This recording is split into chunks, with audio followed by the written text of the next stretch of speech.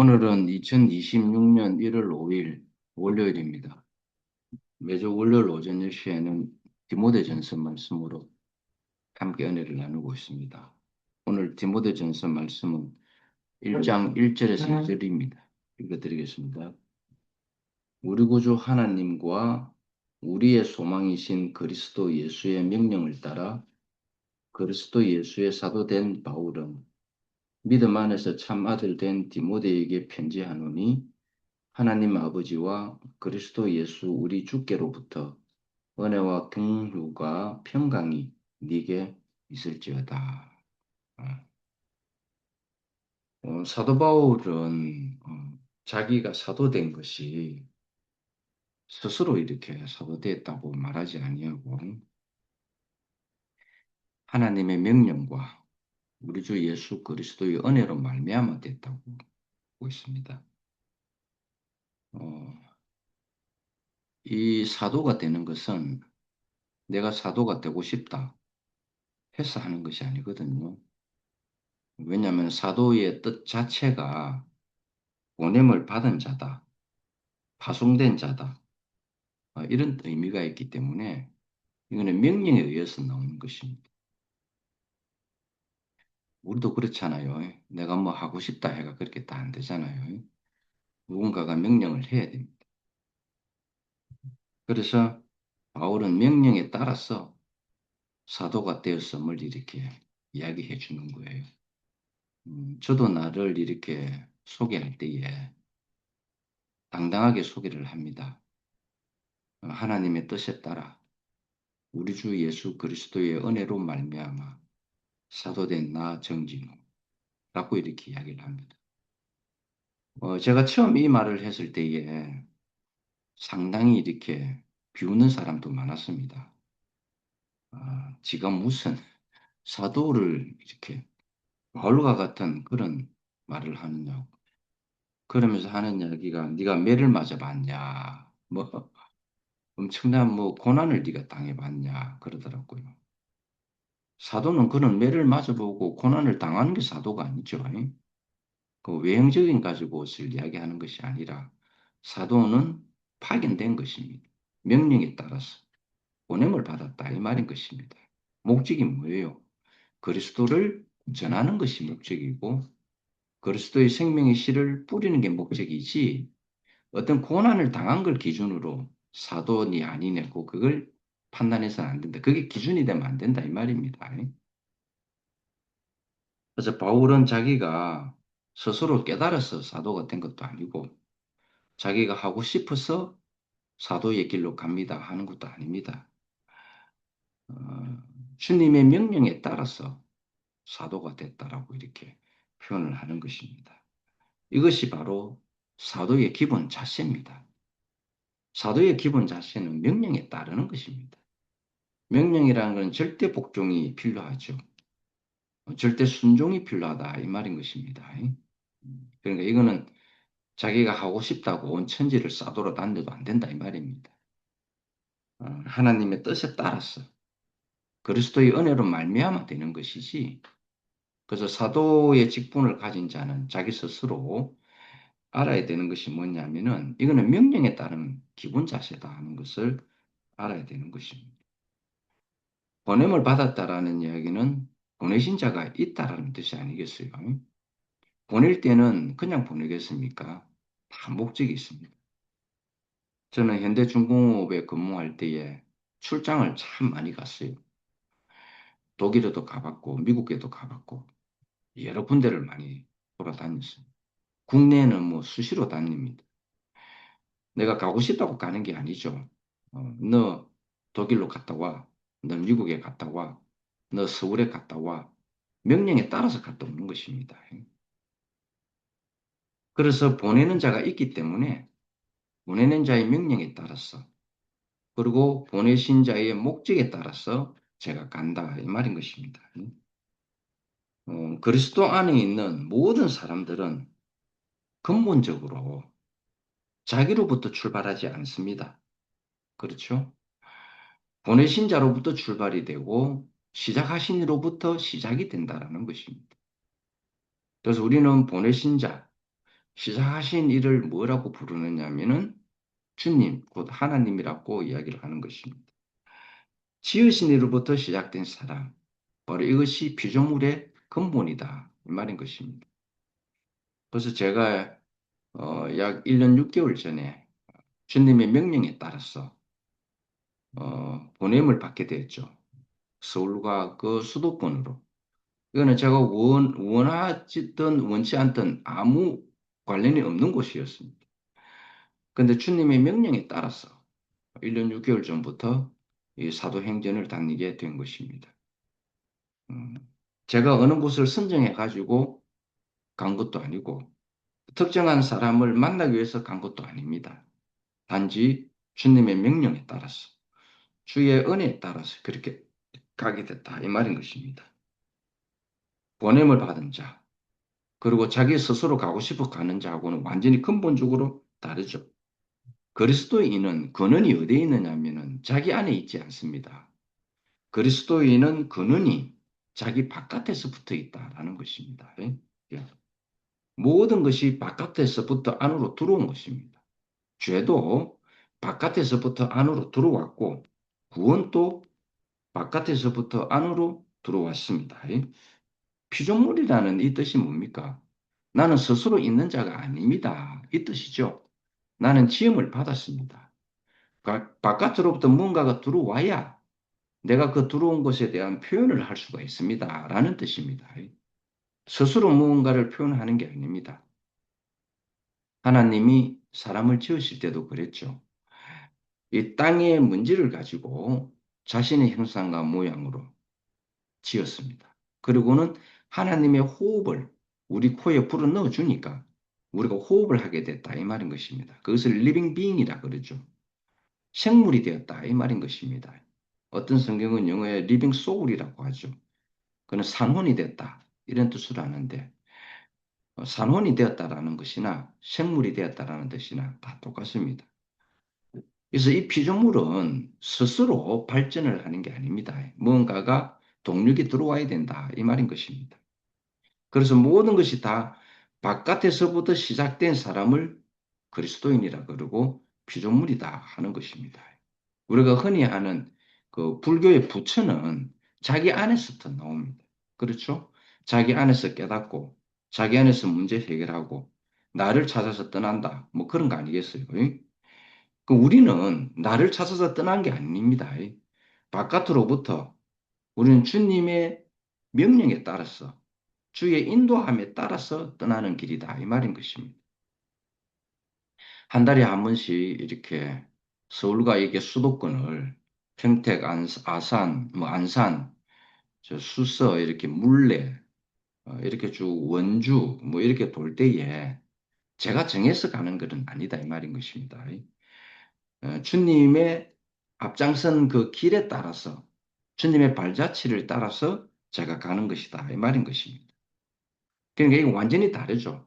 내 안에서 문제를 찾는 것, 내 안에서 해결책을 찾는 것이 아니라 내가 어떤 것을 표현해내는데 바깥에서부터 사랑이 들어오면 나는 사랑을 표현하는 자가 되는 것이고 바깥에서부터 은혜가 들어오면 나는 은혜를 표현하는 자가 된다. 이 말인 것입니다. 바깥에서부터 하나님의 영원한 생명이 내 안에 들어오면 나는 하나님을 표현하는 표현체로서 산다. 이 말인 것입니다. 그러니까 이것이 피조물입니다. 그래서 모든 것이 바깥으로부터 들어와서 시작되는 것이 바로 그게 그리스도인의 기본 자세다 이 말인 것입니다. 그래서 바울은 자기가 사도된 것을 이렇게 표현을 하신 것입니다.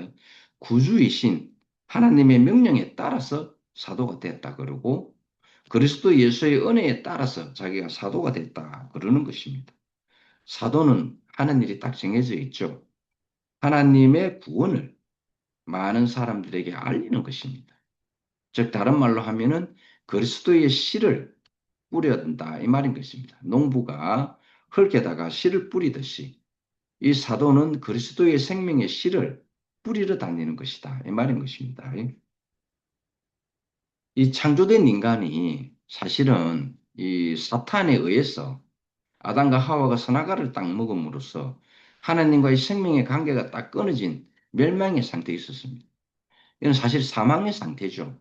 죽었다 이렇게 되는 것입니다. 그래서 하나님이 아담과 하와에게 당부를 했죠. 동산에 있는 모든 것은 먹되 선악을 알게 하는 지식의 나무에서 나오는 열매만큼은 먹지 마라. 즉 선악과는 절대로 먹지 마라. 네가 그것을 먹는 날에는 정령 죽는다 했습니다. 정령이라는 말은 반드시라는 뜻입니다. 이거는 되돌릴 수 없이 살아날 가망성이 없이 죽는다 이 말입니다. 멸망이죠. 그렇죠? 그런데 선악과를 먹어버렸습니다.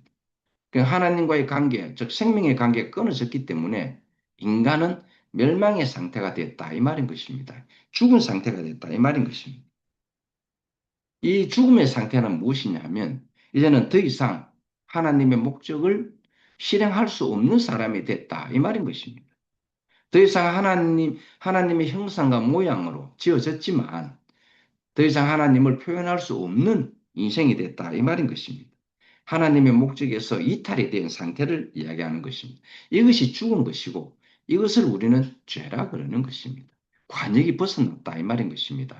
목적이 하나님의 목적에서 벗어났다. 이 자기 자신의 목적으로 관역이 바뀌어버렸다 이 말인 것입니다. 그러니까 이런 사람들은 자기가 하나님의 목적에 방해되는 줄 모릅니다. 그냥 옳게 살면 되는 줄 압니다. 착하고 선하게 그냥 훌륭하게 살면 되는 줄 안다라는 것입니다. 그러나 하나님의 입장에 있어서는 하나님의 목적에서 벗어났기 때문에 그가 세상에서 아무리 훌륭하게 산다 할지라도 이미 하나님 입장에서는 사망된 모습이다 이 말인 것입니다. 선하게 살든 착하게 살든 잘하든 잘 못하든 모든 사람들이 선악과를 먹은 사람들이 하는 모든 것들은 하나님을 대적하게 하는 것이다 이 말인 것입니다. 그 사람들이 하나님을 모르니까 단순하게 그냥 착각하며 살면 되겠지 생각을 하는데 그렇지 않다라는 것입니다. 그러니까 선악과를 먹은 인생에 사는 모든 것들은 바로 하나님의 목적을 방해하는 것이고 하나님의 몸을 이루는 교회를 구성하는 일에 방해자가 된다 이 말인 것입니다. 그러니까 하나님의 목적은 연합을 통해서 교회가 탄생시키는 것인데 이 지식이 선악과가 연합을 방해한다 이 말인 것입니다. 연합을 방해하는 게 뭡니까? 하나님을 대적하는 거잖아요. 어린 양의 세계를 대항하는 것입니다. 이것이. 그래서 바울은 이, 이 원수를, 이 원수를 십자가를 방해하는, 그리스도를 방해하는 이것을 원수로 생각했다라는 것입니다. 사단의 모든 목적은 다른 데 있지 않습니다. 하나님과 사람, 사람과 사람의 연합을 방해하는 것입니다. 그런데 하나님의 나라는 연합으로 된 나라입니다. 몸의 건축이 돼서 나타나는 연합이에요. 그래서 고린도전서 12장 12절에는 이런 말이 나옵니다. 몸은 하나인데 지체가 여러이고 지체는 여럿인데 몸이 하나인 것처럼 그리스도가 그러하니라 라고 표현하고 있습니다. 그러니까 하나님의 세계를 이제 알 수 있겠죠. 아, 하나님의 세계는 연합으로 이루어진 세계구나. 건축이 되어서 나타나는 세계구나. 몸으로서 드러나는 세계구나. 많은 지체가 연합을 해서 몸이 되는 세계고 하나님의 세계구나라는 걸 안다라는 것입니다. 그런데 사탄은 이것을 방해하겠다 이 말입니다. 무조건 연합을 방해하겠다. 어떤 이유를 들고 와서라도 그것이 선한 이유를 들어오든 악한 이유를 들어오든 잘하는 이유를 들어오든 못하는 이유를 들어오든 하여간 몸을 구성하는 연합을 방해하는 목적이 바로 사단입니다. 그래서 사단이 제일 잘하는 게 뭡니까? 이간질하는 거죠. 그리고 거짓말하고 그 다음에 상대방에 대해서 헐뜯는 것입니다. 이거 사단이 제일 잘하는 것입니다. 그런데 사단이 우리에게 들어올 때 어떻게 들어오느냐? 기가 막히게 들어옵니다. 보암직스럽게 들어와요. 먹음직스럽게 들어오고요. 지혜롭게 할 만큼 탐스럽게 우리에게 들어온다 이 말입니다. 그것이 딱 들어왔는데 왜 분란이 일어나죠? 왜 우리 판단이 나오죠? 왜 심판이 나옵니까? 하나님은 우리에게 은혜를 많이 주시죠. 사람들은 은혜를 받았다고 기뻐합니다. 그런데 그 은혜가 내 앞에 난 형제를 판단하는 기준이 되어버렸다 이 말인 것입니다. 그래 되면 안 되죠. 그는 은혜의 효과가 안 나타나는 거죠. 사단이 그렇게 속인다 이 말인 것입니다. 인간은 선악과를 먹은 인간은 자기가 지금 멸망의 상태인지 모릅니다. 살아 있으니까 죽은 줄 모른다 이 말인 것입니다. 우리도 몰랐죠. 여러분과 나도 몰랐습니다. 나름대로는 열심히 잘 살아왔으니까. 나름대로는 성경책 옆에 옆구리에 끼고 주일날 되면 교회를 왔다 갔다 했잖아요. 기도도 하고 봉사도 하고 헌금도 하고 잘 살아왔어요. 그런데 이제 나중에 알았죠. 아, 하나님의 목적에서 벗어나는 것이 하나님을 해명하는 거구나. 내가 설사 그런 일을 잘해왔다 하더라도 내가 하나님의 목적에서 벗어나는 일은 하나님을 방해하는구나라는 걸 알았다라는 것입니다. 세상과 사탄에 대해서는 우리는 잘 살고 있었죠. 열심히 잘 살고 있었다. 선악 가운데서 그렇다라는 겁니다. 그러나 창조자의 목적에 대해서는 멸망의 상태였다. 이 말인 것입니다. 나를 위해서 사는 자는 창조자의 목적에 대해서는 멸망이다. 이 말인 것입니다. 우리 이런 말이 있죠. 자랑을 해도 주 안에서 자랑하라. 그러니까 주님만 자랑하라. 이 말인 것입니다. 다른 거는 자랑해도 그건 세상에 다 있는 거잖아요. 여기 우리 저 경주에 보면 가끔 현수막이 걸립니다. 이건 도시에서는 못 보는 겁니다. 어느 아들이 뭐 무슨 상을 탔습니다. 아니면 무슨 아들이 여섯 번째 사위. 뭐 여섯 번째 사위가 뭐 시험을 잘 쳐가지고 어느 좋은 회사 들어갔습니다. 이건 시골에만 볼 수 있는 현수막이에요. 도시에는 없어요. 도시에 그거 달면 촌스럽답니다. 그런 것들은 세상에도 다 있죠. 그런데 우리의 자랑은 무엇인가? 그리스도만 나타내는 것입니다. 주님의 생명의 씨만 나타나게 하는 것이 바로 자랑을 해도 주 안에서 자랑하라라는 것입니다. 그런데 우리는 선악과를 먹고 난 다음에 사탄의 종이 되었고 죄의 종이 되었고 불순종의 종이 되었다라는 것입니다. 죄의 종으로 사는 것, 불순종의 종으로 사는 것, 이것이 바로 하나님 보시기에는 멸망의 상태다. 하나님 보시기에는 죽은 상태다. 이 말인 것입니다. 그러니까 우리가 살았다 하는 것과 하나님이 지금 살았다 하는 것은 완전히 다른 것입니다. 우리가 볼 때는 분명히 잘 살고 있는데 산 것이라고 생각이 들었는데 하나님 보시기에는 죽은 것이라고 한다라는 것입니다. 그렇죠? 그런데 우리가 볼 때는 죽었다고 생각이 드는데 하나님 보시기에는 살았다 한다는 경우가 있다라는 것입니다. 그 비근한 예가 뭐냐니까 십자가에 달려있는 이 예수, 그렇죠? 십자가에 달려있는 이 예수는 우리가 볼 때는 완전히 죽은 자입니다. 완전히 끝난 자입니다. 멸망자다 이 말이다 이 말입니다. 그러나 하나님 보시기에는 그렇지가 않더라는 것입니다. 가장 영광스러운 자리에서 살아있음을 보여줬다 이 말인 것입니다. 예수님도 이렇게 불에게 이런 모습을 보여줬는데 나사로가 죽어서 나흘 동안 동물 무덤 속에 갇혀 있었습니다. 썩은 시체 냄새가 납니다. 이게 죽기 전에 이렇게 마르다고 마리아가 예수께 보냈습니다. 지금 우리 오라버니가 지금 이 죽을 병이 걸렸는데 빨리 와서 살려주세요 했습니다. 근데 예수는 그 이야기를 듣고도 안 갔습니다. 그 죽었다는 소식을 들었어요. 그리고 나흘이 지난 다음에 썩은 시체 냄새가 이렇게 날 때에 예수가 나사로에게 한번 가보자 그랬습니다. 그러니까 많은 사람들이 의아해했죠. 이미 죽은 지 나흘이 되었기 때문에 썩은 시체 냄새가 납니다. 라고 했습니다. 근데 예수님이 하시는 말씀은 이거예요. 아니다. 나사로가 죽은 것이 아니라 잔다. 이제 나는 깨우러 가야 되겠다. 이렇게 했던 것입니다. 이건 시각이 다르다 이 말인 것입니다. 우리가 보는 시각과 예수가 보는 시각이 그 인식이 다르다 이 말인 것입니다. 우리는 늘 죽었다라는 표현을 잘하죠. 근데 예수는 한 번도 죽었다라는 표현을 잘 안 써요. 잔다라고 했습니다. 죽은 자까지도 잔다라고 표현했습니다. 왜 그러냐면은 예수는 생명이기 때문에 그렇습니다. 지식의 시각을 갖고 있는 자는 무조건 죽었다라는 시각을 갖고 있지만 생명을 가지고 있는 사람은 죽었다라는 시각이 아니라 자는구나. 잠깐 동안 자는구나라고 생각을 한다. 이 말인 것입니다.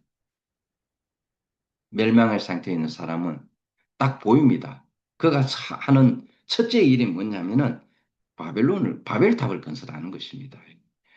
멸망 상태에 있는 사람은 자기를 위하여 바벨탑을 샀습니다. 이 멸망에 있는 사람 가장 큰 정상이 자기를 위하여 바벨탑을 쌓는 것입니다. 그래서 뭉치자, 힘을 합치자. 그래서 이 바벨탑을 높게 쌓아서 하늘 꼭대기에 닿게 하자. 그리고 거기에다가 깃발을 꽂는데 그 깃발에다가 우리 이름을 적어서 내가 이렇게 높이 쌓았다. 나의 명성이 이렇게 높다. 우리 인간의 위대함을 하나님께 보여주자. 그래서 깃발에다가 이렇게 적습니다. 우리의 이름을 빛내게 하자라고 적습니다. 야, 하나님의 목적은 없죠. 선악과를 먹은 사람들의 목적은 오직 자신의 목적밖에 없습니다.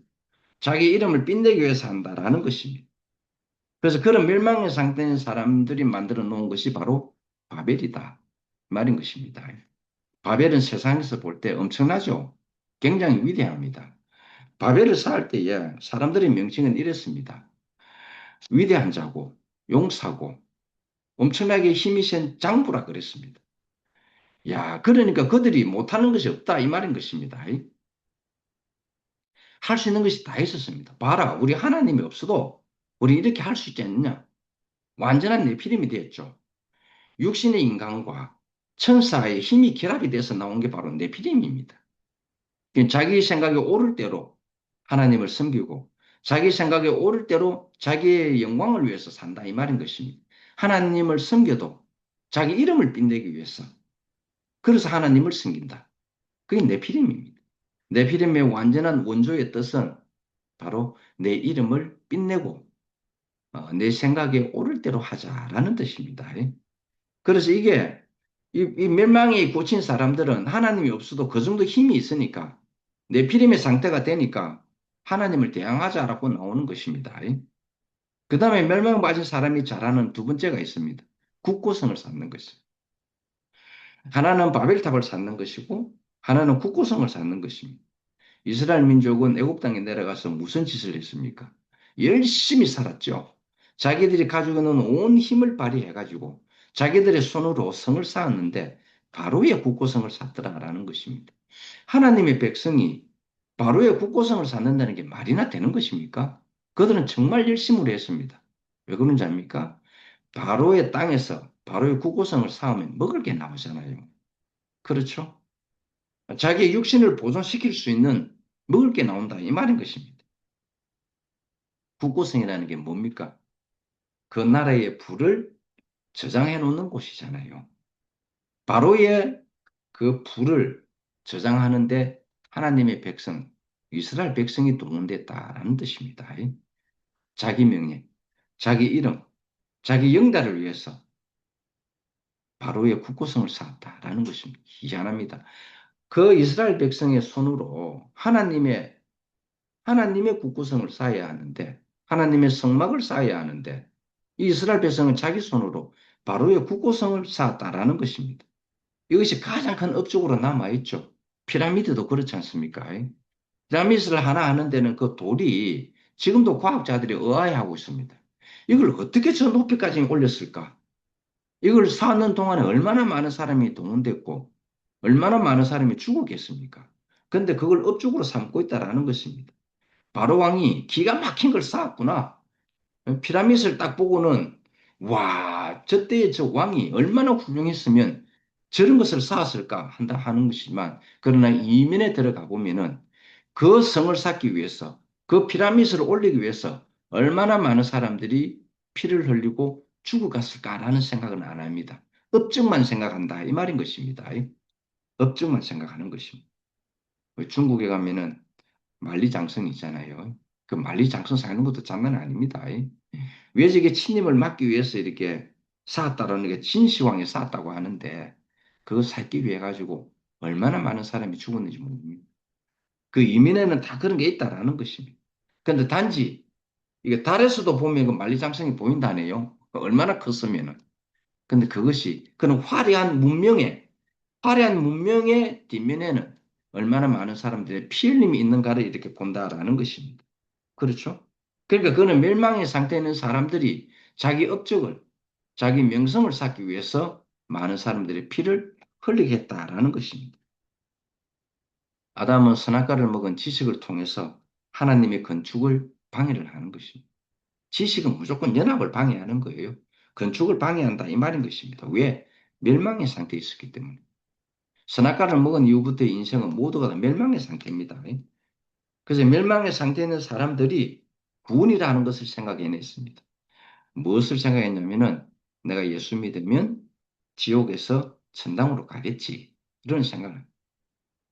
그러니까 자기들이 구원을 만들어내는 거예요. 어제 여러분도 다 봤죠. 야, 서울역 앞을 지나가는데 그 뭐 기독교가 천리교가 붙어가지고 서로 마주보면서 시끄러운 확성기를 틀어놨더니 와, 내가 정말 짜증이 났습니다. 또 다른 데서도 야, 이게 뭐야, 이게 도대체. 정말 안타까웠죠.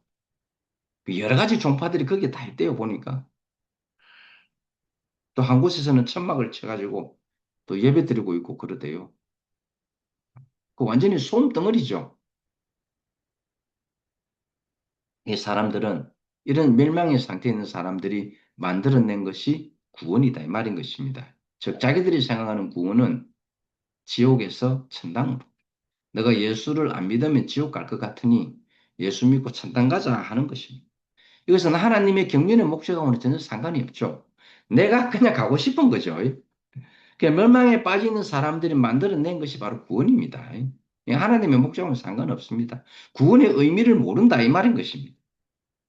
하나님의 목적 안에서 멸망 상태에 있는 이 인간이 만들어낸 것이다. 그런데 구원은 뭔가? 하나님의 목적 안으로 돌아오는 것입니다. 내가 하나님의 목적에서 벗어난 내가 하나님의 은혜로 인해서 하나님의 목적 안으로 다시 돌아오는 것입니다.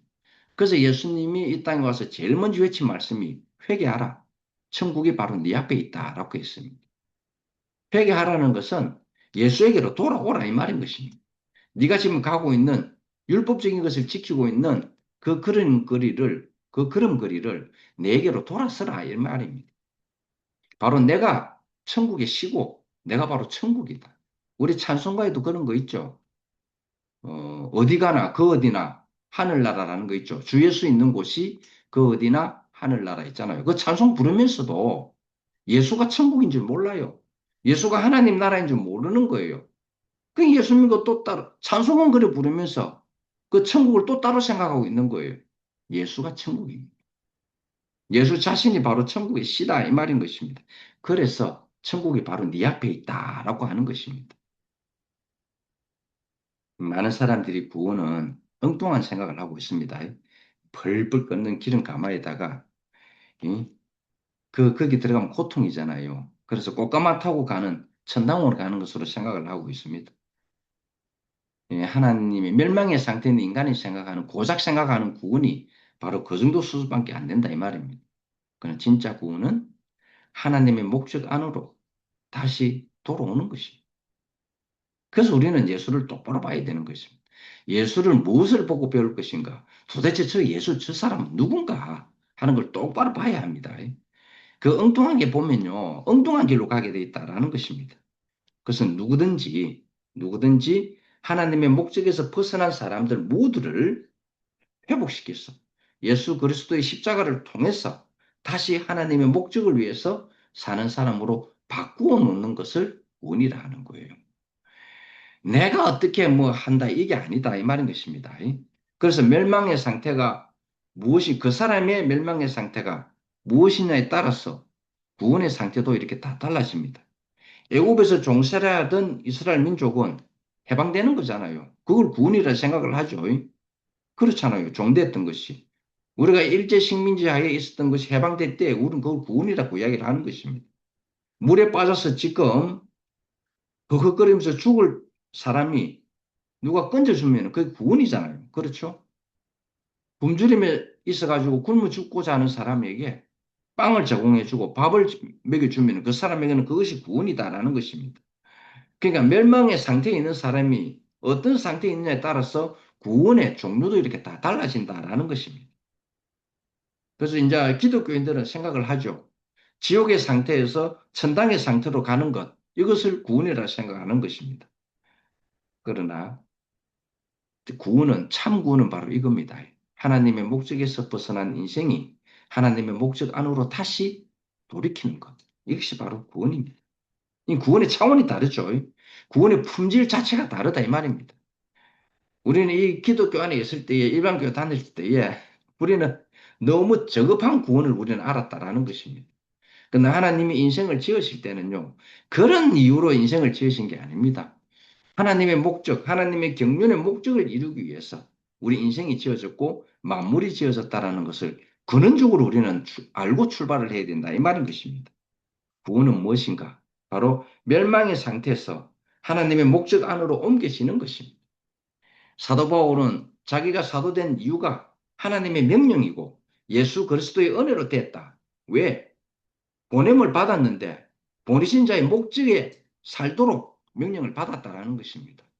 보내신 자의 목적은 무엇인가? 모든 사람들이 다 구원에 이르게 하는 것입니다.